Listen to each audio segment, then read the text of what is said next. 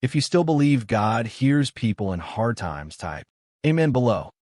Because on the first Tuesday of March, with a north wind pushing dust across the courthouse steps in Hillsboro, Texas, Evelyn McCall put one hand on her son's sleeve and prayed the kind of prayer people only pray when they are out of time. She did not ask God to make them rich. She did not ask him to embarrass the bank. She did not even ask him to save every acre. She bowed her head beside the notice board outside the Hill County Courthouse and said, almost under her breath, Lord, if the land has to go, don't let us lose the truth with it. And don't let this family leave here strangers. Her son Ben stood beside her in a clean pearl snap shirt he had ironed at 5 that morning because his father had taught him never to come before a bank, a judge, or a funeral looking defeated. By 10:52, the collar had already gone limp with sweat. In the trustee's folder was a sale notice for 318 acres outside Whitney, a hay meadow, a wheat field, a patch of black land that could still raise good cotton in the right year. A barn framed with old-growth lumber Rayford McCall had milled with his own father in 1978. A porch where Sunday lunch had been eaten for 37 years. And a kitchen table where every bill in that family had once been laid flat and paid in full. Now the bank had come for it all, not because the McCalls were lazy, not because they had stopped working, but because hard years have a way of piling up faster than a family can explain them. A drought, a hospital season, a renewal that came with new terms, cotton that didn't yield what it had penciled, diesel that rose when the crop didn't, pride that kept a man quiet longer than it should have. 3 people waited on those courthouse steps with the McCalls that morning. A substitute trustee in a pressed navy blazer, a bank attorney with a leather folio tucked under his arm, and a retired abstractor from Evelyn's church named Olin Mercer, who had come only because he said no family ought to stand alone while strangers described their land by the acre. The sale was supposed to start at 11. Ben thought by 11:05 he might be watching a man call out the place where his father was buried in memory, if not in deed. Rachel, his sister, had not spoken more than 6 words to him in 2 weeks. The bank's loan officer would not meet his eyes.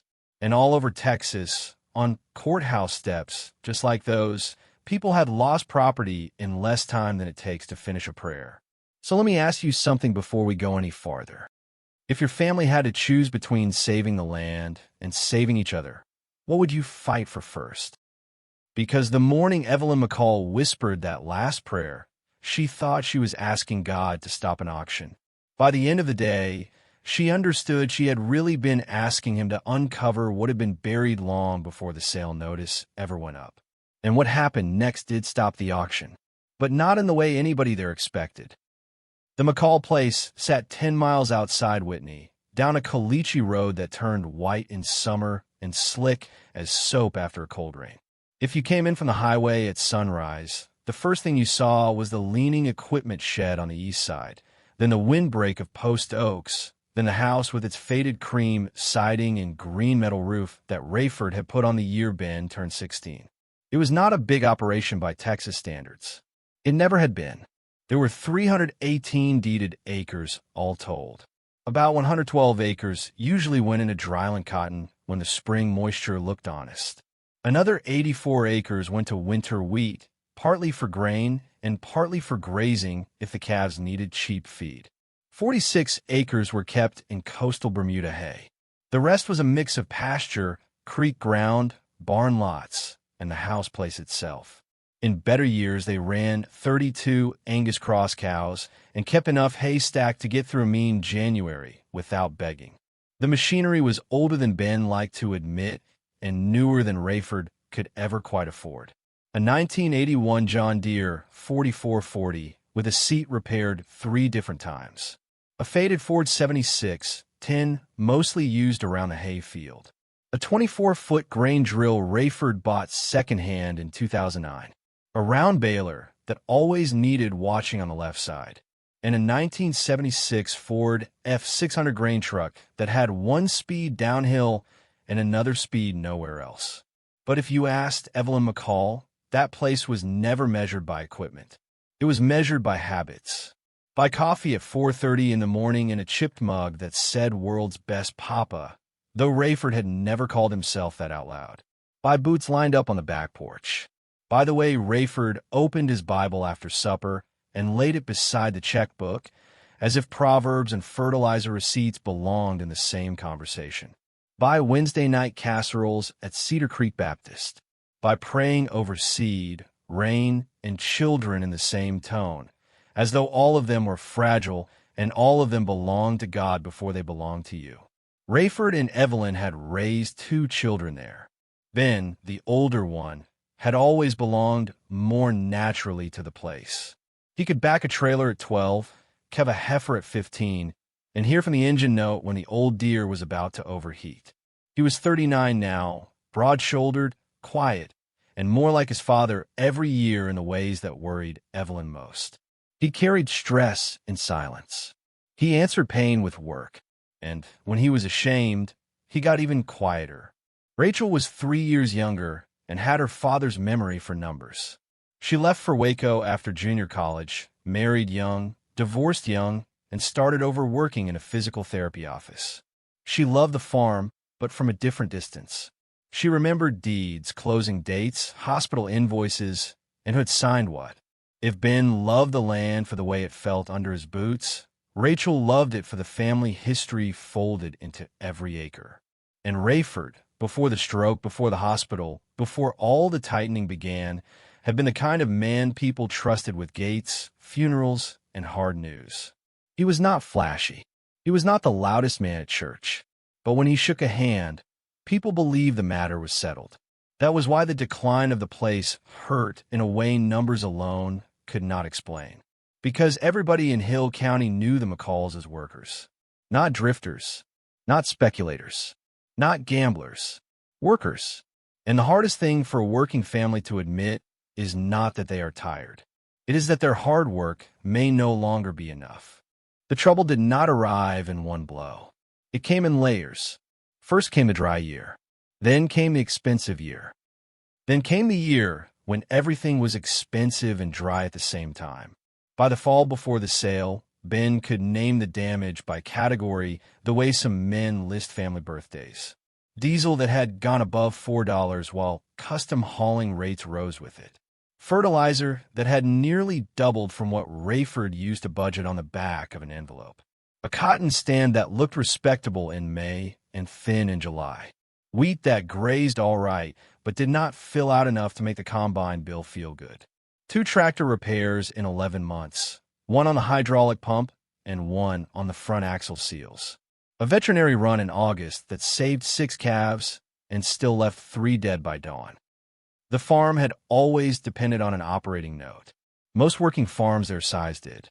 Seed, chemical, feed, fuel, insurance, repairs, all of it had to be fronted before a crop or calf ever turned into money. For years, Rayford had managed that relationship with Brazos Valley Community Bank in Hillsboro on the strength of his record, his reputation, and the fact that he usually knew before the banker did what kind of year he was having. But after Rayford's second stroke, the paper changed hands faster than the trust did. By January, the McCalls were carrying an operating line of $287,400, an equipment balance of $61,800, and vendor payables that had crept to just over $38,000 between fuel, seed, and feed. Ben told himself those numbers looked worse on paper than they felt in motion. That was the kind of sentence a worried man repeats when he is not ready to hear himself clearly. Then there was something Rachel did not know. Something Evelyn did not know either. The previous October, when a feed bill and a chemical invoice landed in the same week, Ben had borrowed $27,000 from a neighbor on a handwritten 6-month note. No lawyer, no bank, just 2 signatures at a kitchen table and a promise to make it right after the next cotton settlement. He had done it because he was trying to buy time. He had done it because he believed one decent season could unwind everything. He had done it because shame makes bad math look temporary. The bank was not blind to any of this. Their updated cash flow projection came back weak. The debt service coverage was thin to non-existent. The collateral position still looked passable on land value alone, but land value does not make a note current. Income does. And after Rayford died, the human part of the file, the reputation, the memory, the confidence that this family always found a way through, was no longer sitting across the banker's desk. By Christmas, letters started arriving in language Ben hated. Maturity date. Renewal conditions. Additional principal curtailment required. Collateral review. Failure to meet terms may result in collection action. If you have ever watched a family begin to drown in paper, you know how quiet a house can get. Nobody screamed at first. Nobody threw anything. Nobody stormed out. The pressure just moved in and sat down at the table. And every meal after that tasted like a conversation no one wanted to start. The first time Evelyn realized the farm might not survive was not at the bank. It was in her own kitchen one November evening when the overhead light had burned out over the sink, and she had not bothered replacing it because half the house felt dim anyway since Rayford died. Ben had left his ledger open on the table. She was not snooping.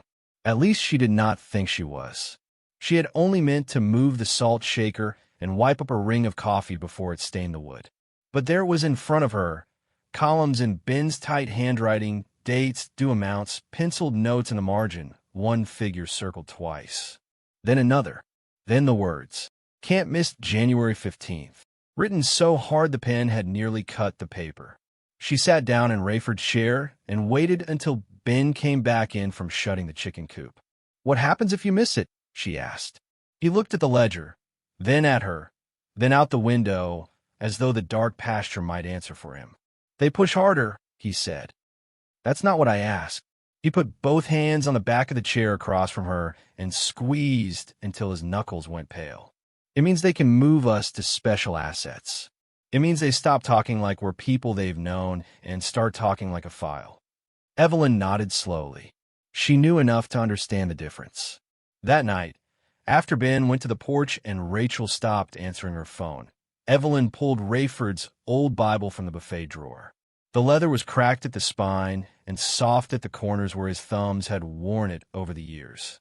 A folded bulletin from Cedar Creek Baptist still sat inside from 3 Easters back. It opened to Psalm 37, not because the page was holy in a magical way, but because Rayford had been it there so many times the book remembered for him.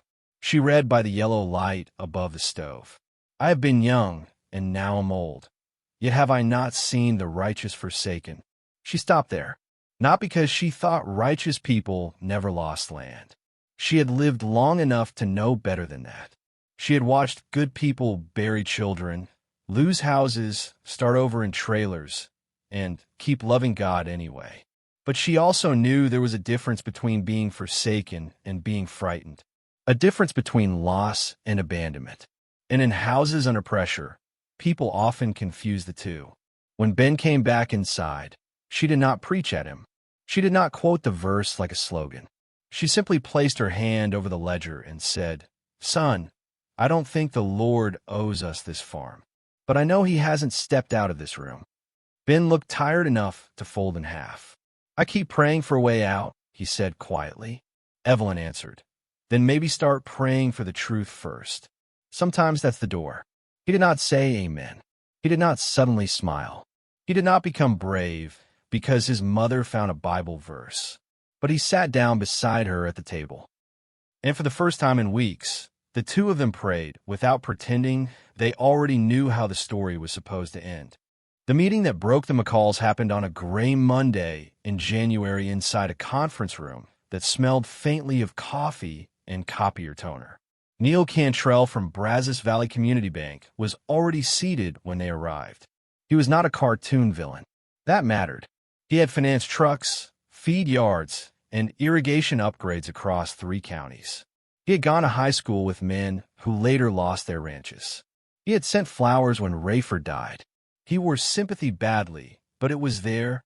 Beside him sat Melissa Hargrove, the loan officer now handling the McCall file, and at the far end of the table was a yellow folder with tabs sticking from it like warning flags. Neil cleared his throat the way men do when they want facts to sound kinder than they are. Ben, Mrs. McCall, I'm going to say this as plainly as I can. We cannot renew the line at its current structure. Ben had expected those words. Expecting them did not make hearing them easier. Melissa turned the cash flow sheet toward them and tapped a line with her pen. Your projected gross income doesn't support the carry. Not with current input pricing, not with the vendor balances, and not without additional principal reduction. How much? Evelyn asked. $200,000 across all exposure would stabilize the relationship, Neil said. Short of that, we would need a significant collateral adjustment and a smaller operating line going forward. Ben gave a short laugh with no humor in it. If I had $200,000, we wouldn't be here. Neil didn't answer that. He slid another paper across instead. The proposal was brutal in the quiet way banks are brutal. Liquidate the cattle herd. Sell the West Meadow tract. Apply all crop insurance proceeds directly to debt reduction. Move to interest reserve restrictions. No discretionary equipment repair outside approval. No new vendor exposure without written consent. And a required principal curtailment by January 15th that Ben knew, even before he reached the bottom line, they could not make. Rachel would later say the worst part was not the numbers. It was the language. Nothing on that paper asked whether the barn had been built by Ben's grandfather. Nothing asked whether Evelyn still laid Rayford's glasses on the dresser at night. Nothing asked whether the wheat field being marked as non-core collateral was also the place Ben learned to drive. That is the nature of finance under stress. A banker does not sell memory. A borrower never stops trying to. Ben tried to argue yield history. He tried to argue land value. He tried to argue that one better cotton year and a trimmed herd would change the picture. Neil let him speak. Then he folded his hands and said the sentence Ben would hear in his sleep for weeks after. This is no longer a patience issue, Ben. It's a risk issue. The curtailment date passed. A week later, the certified letter arrived. Notice of default. Acceleration of indebtedness. Substitute trustee sale set for the first Tuesday in March between 10 a.m. and 4 p.m. Hill, County Courthouse steps. If you have ever opened a letter that changed the temperature of your whole house, you know the feeling. Ben read it once standing up, then again sitting down, then a third time aloud, because sometimes hearing disaster in your own voice makes it feel more official. That night, he asked Rachel to come over, and instead of help, the family got the truth none of them had been willing to say out loud. Have you ever watched paperwork do more damage to a family than weather? Tell me in the comments. Because the next wound did not come from the bank. It came from inside the house. Rachel arrived with a legal pad, a thermos of coffee, and the kind of face people where when they have already decided they're going to be the only adult in the room. She sat at the kitchen table where the foreclosure letter lay beside a plate nobody had touched. Evelyn was at the stove, pretending to reheat soup. Ben stood by the window with his arms crossed, so hard it looked painful. Rachel read the notice once and asked the first question no one else had asked yet. What aren't you telling us? Ben didn't answer quickly enough. That was answer enough. It came out in pieces after that. The overdue fee balance. The vendor account he had kept from rolling to legal because he promised payment after cotton settlement. The handwritten $27,000 neighbor note. The fact that he had been moving money from one pressure point to another the way a man plugs leaks in a roof during a storm, never fixing the house, only deciding where the water could drip next. Rachel pushed her chair back so hard it scraped the floor. You let us sit here and talk about prayer and cash flow while you were signing side notes behind our backs. I was trying to keep us going. You were trying to keep control. That hit because it was partly true. Ben fired back with his own hurt then, years of it stored dry and ready. Rachel left. Rachel got free. Rachel moved to town and came back only when there were forms to sign and opinions to offer. Rachel loved the place just enough to remember it, not enough to carry it. Evelyn turned from the stove and said, sharper than either of them expected, "Stop, both of you." The room went still. Then she said the thing she should have said months earlier. Your father was covering more than the farm when he refinanced. He helped both of you in different years, and he did not keep score out loud. Rachel looked at her mother, stunned. Evelyn went on. Rayford had paid part of Rachel's attorney fees during the divorce when she was too ashamed to ask twice. He had also paid Ben's medical bills after a horse rolled on him at 24. He had signed notes for family the way some men lend tools, quietly, believing usefulness was the same thing as love. That farm has been carrying all of us longer than either of you wants to admit, Evelyn said. So don't you dare turn this into a contest about who deserves it more. Ben sat down hard. Rachel covered her mouth with one hand and cried without sound for almost a minute. That was worse somehow than yelling. Quiet grief usually is. When she finally spoke, her voice had lost its edge. I'm not trying to take the place from you, she said. I'm trying not to watch you disappear inside it. Ben stared at the table. I thought if I said how bad it was, it would become final. Rachel answered, Ben, it became final when the letter came. Now we need to decide what kind of final this is. That sentence stayed in the room after nobody else wanted to, because that is what foreclosure pressure does to families. It drags old promises, old imbalances, and old resentments out where they can no longer hide under routine. And by the end of that night, the McCalls understood something painful. The auction was not the only thing threatening to take their inheritance. Silence was doing a pretty good job of that, too. The week after the fight, the McCalls finally began acting like people who understood time had run short. Not dramatically, not heroically, just honestly. Ben called the neighbor holding the handwritten note and admitted he could not make the March payoff. The man was angry, but not surprised. They rewrote the paper for 90 days and attached interest Ben hated seeing in ink.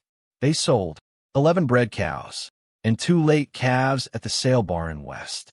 The check was smaller than the pain of loading them. Ben listed the old stock trailer and a hay rake he kept saying he might rebuild someday.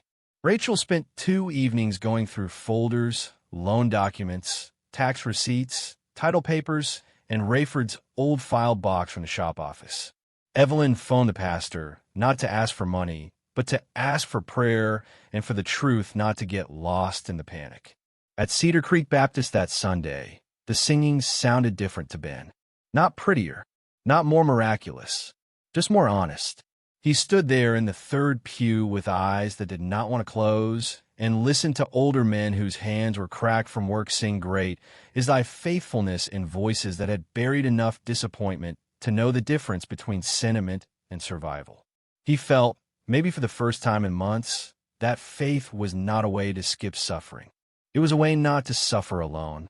After church, Ola Mercer caught him near the Fellowship Hall coffee urn. Olin had spent 41 years in title abstracting before retiring. He had read deeds, easements, mineral exceptions, and boundary disputes longer than Ben had been alive. He was the kind of man who still wore a pen in his shirt pocket and said legal description the way other people said weather. Bring every paper you've got to the courthouse Tuesday, Olin said.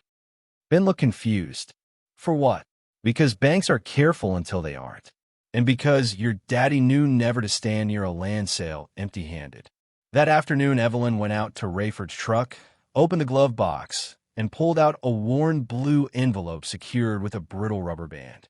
Inside were deed copies, a partial release from years earlier, survey notes, and a church bulletin with a phone number written in Rayford's hand.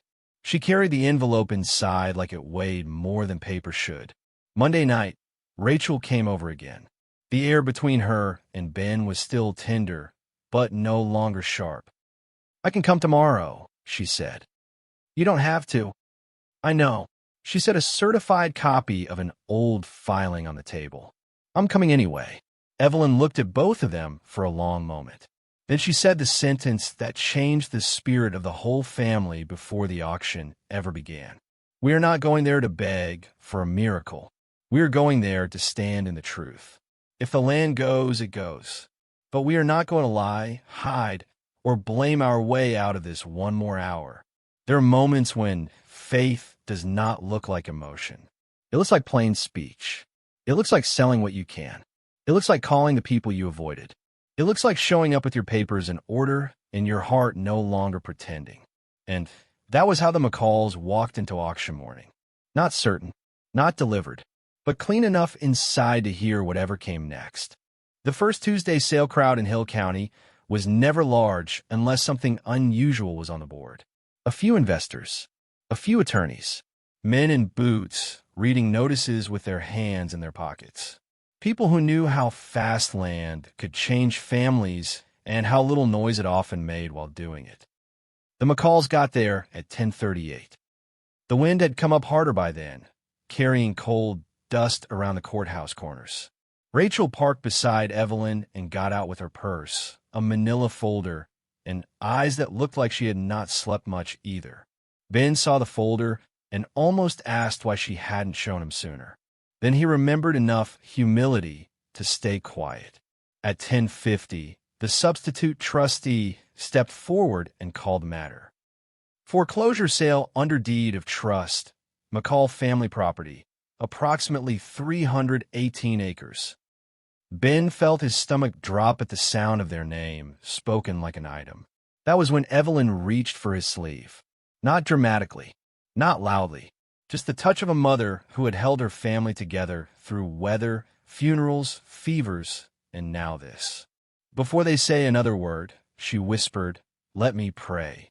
So there on the courthouse steps, with a bank attorney 8 feet away and strangers pretending not to listen, Evelyn McCall bowed her head. "Lord, we are out of reasons and almost out of land. If we have been proud, forgive us.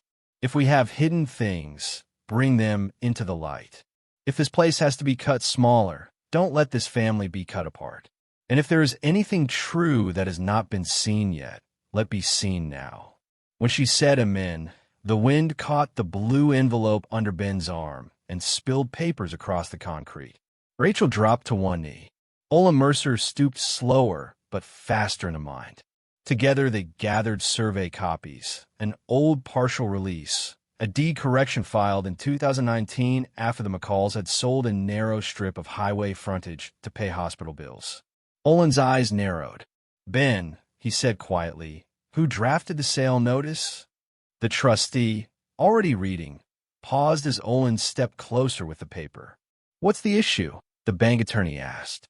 Olin held up the notice with one hand and the corrected filing with the other. "This legal description is wrong. You're advertising the pre-release tract. House place included. Shop included.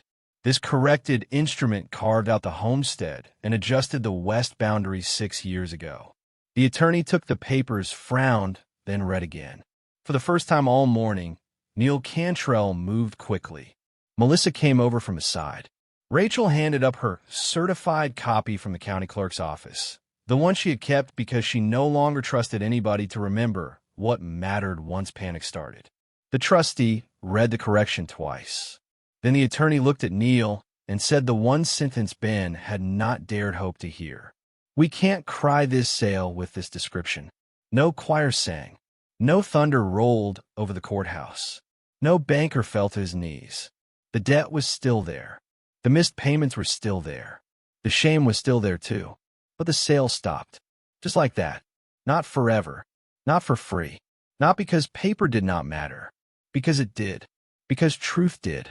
Because one family finally came out of hiding long enough for the right page to be put beside the wrong one. The trustee announced a postponement pending title review and legal correction. Somebody in the back exhaled. Ben did not realize it was him until his chest hurt. Evelyn stood very still. She did not celebrate. She only closed her eyes and whispered, "Thank you for not letting us lose the truth." And in that moment, what saved them was not magic. It was prayer making room for honesty. Honesty making room for evidence. And evidence stopping a sale that should not have been called the way it was. The sale stopped that morning, but the debt did not. That is important. Stories become dishonest the moment relief gets mistaken for rescue.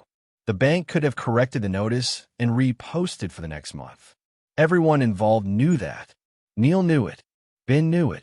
Rachel knew it better than any of them. A legal mistake had bought time, not salvation.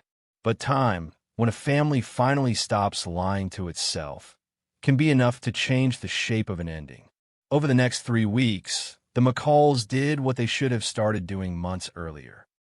Rachel took leave from work and helped assemble a full mediation packet.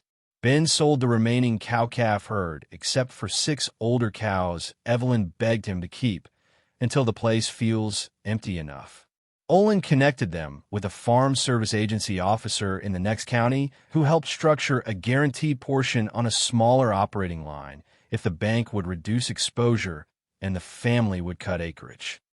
The hardest part was deciding what land could go without taking the heart of the place with it. In the end, they sold the 61-acre West Meadow tract privately to a neighboring dairyman instead of watching it get swallowed in a courthouse sale. The price was fair, not generous. It hurt anyway. Ben stood at the fence 2 evenings after closing and looked at that meadow until dark, as if grief could redraw a boundary line. The proceeds paid down enough principal to let Brazos Valley Community Bank restructure the remaining debt. The house place stayed. The barn stayed. The wheat ground nearest the creek stayed. So did the cemetery view from the back porch and the post oak row Rayford planted when Rachel was born. But the farm came out smaller. 257 acres. No cattle business worth speaking of. A tighter note. A leaner life. Ben took custom drilling work that fall and started hauling hay for neighbors with the old Ford truck. Rachel stopped talking about my share and started talking about our ground again, though both of them knew the wording mattered because the pain had taught it to matter. Evelyn kept Rayford's Bible on the table and one of the auction notices folded inside it, not as a trophy, but as a reminder. At Thanksgiving, for the first time in 2 years, the family ate without debt being the loudest thing in the room. Not because debt was gone, because it was no longer hidden. Months later, Ben told Olin that the strangest part of the whole ordeal was this. The prayer had not saved every acre, but it saved the family from becoming people they would not have recognized. Olin answered the way old rural men often do when they're saying something wise, but refuse to make a speech out of it. Well, he said, land can be measured. Peace can't. Evelyn understood that before anyone else did. She knew the real miracle people chase in stories like these is usually too neat to be true. The bank backs off forever. The crop comes in perfect. The hidden check appears. Everyone hugs by sunset, and the place is somehow larger than before. That is not what happened here. What happened was harder and better. The family lost acreage. They kept home. They lost scale. They kept each other. They did not beat the system. They told the truth inside it. And on some evenings, when the light fell soft across the barn Rayford built, and the reduced place looked almost like the old one if you stood in the right spot, Evelyn would sit on the porch and remember the prayer she had whispered on the courthouse steps. Lord, if the land has to go, don't let us lose the truth with it. In the end, some of the land did go, but the truth stayed. And because it stayed, so did the family. There are people who hear stories like this and ask only one question. Did they save the farm? But out in the country, families who have lived through debt know better than that. The real question is usually more painful and more important. What did it cost to stay human while everything around you was being priced? The McCalls kept the house place. They kept enough ground to keep working. They kept Rayford's barn, Evelyn's kitchen, the table where the bills still got laid out flat. But they did not keep all 318 acres, and pretending otherwise would cheapen what they actually survived. Because sometimes faith saves the land. Sometimes faith saves the family. And sometimes faith is the only thing left standing long enough to teach you the difference. If you have ever watched a parent hold on to property with tears in their eyes, if you have ever seen debt change the way people speak at supper, if your family ever had to decide what was worth selling and what was worth keeping, tell me in the comments. And let me ask you one last question tonight. If your family was standing on those courthouse steps, would you fight harder to keep every acre or to make sure the people beside you still walked away together? This is The Bank and the Barn. And around here, we tell the truth about land, debt, prayer, and the people trying to survive all four.